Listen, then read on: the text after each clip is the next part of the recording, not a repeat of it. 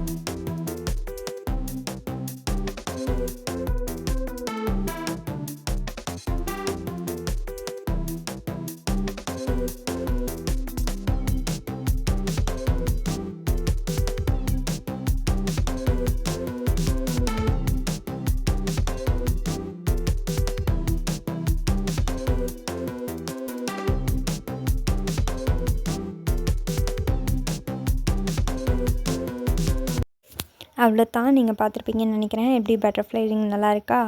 நல்லா இருந்தால் நம்ம சேனலில் லைக் பண்ணிட்டு சப்ஸ்கிரைப் பண்ணிக்கோங்க.